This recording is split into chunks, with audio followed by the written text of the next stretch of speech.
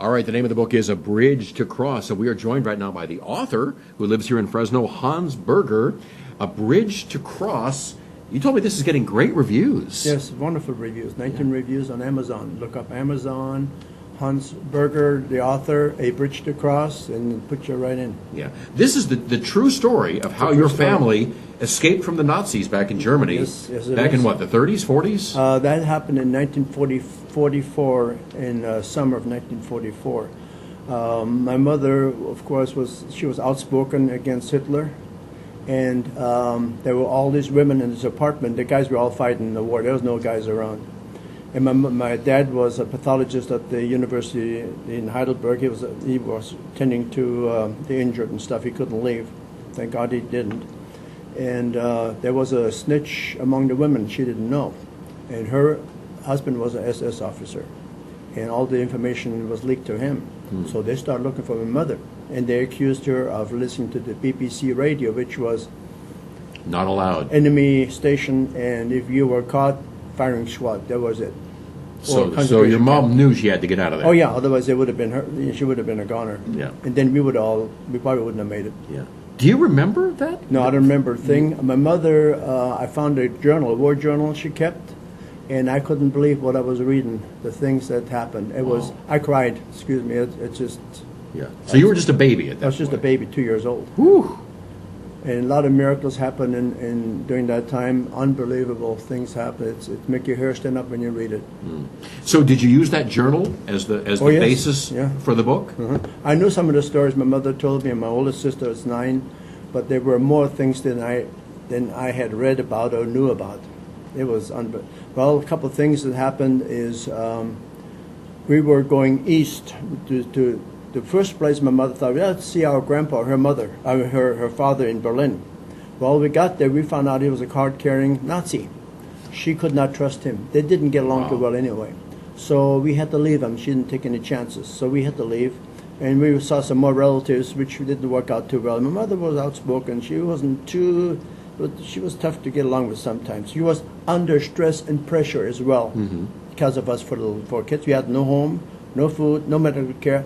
We didn't know from one day to the next what we're going to eat, where we're going to stay, nothing. And we were constantly in the middle of gunfire, landmines. There was one place we were in, it was the coldest, 1944 was the coldest winter ever in Europe. We were ill-prepared for it. So my mother had a sled she got somewhere, and I was sitting on top of the sled, and my sisters were walking along. And then we went through this snow, maybe a foot deep or more. It's constantly snowing, and they looked back and I wasn't on top of the sled anymore. So I didn't know how far back they lost me. And because of the snow, all the tracks were covered. There were no landmarks. So should she go this way or should she go that way? She didn't know. So she went that way, hoping they'd find me. There was a little bump, they thought it was a stump, a tree stump, or even a fallen officer or a fallen soldier. So they got there and they found me in the snow, buried in the snow, and I just lift up my hands and they found me. Otherwise, I wouldn't be here today. Well, you said this would make a good movie, and just based on that Another alone. time, my mom was at the wrong place at the wrong time. There was a Russian officer they found shot or knifed to death. I don't know what happened, or maybe he could just died of natural causes. So they rounded up all the people around there. My mother just walked by, and they got her and us kids, and they emptied the apartment, took them in the backyard. And that's how the Russians did it. They had to dig their own graves. They had a shovel. Everybody dug their own graves, and my mother was included. Then there was an officer, another miracle. A woman officer said, the women with children under 10, they leave. She was the only one that left. Then she turned back and was a little blonde girl, ponytail. They saw her shot into the grave. There was a volley of shots, and that was it. They killed about 45 innocent people. And we got out of there. There's another close call. The reason it's called A Bridge to Cross, this is how we got to the west. We were about 800 kilometers away at one time, East Prussia. When the Russian troops came across, they called her the guardian angel. My mother, she saved hundreds of women being raped and killed. I mean, that's what they did. There was an order given by Stalin. That's what you do, the enemy, okay? And they called my mother the guardian angel. She saved hundreds of women from being hurt by the Russians. She approached them, and they put down their weapons. Just like that, we don't know. And she saved the women. They didn't penetrate. They didn't come into the place.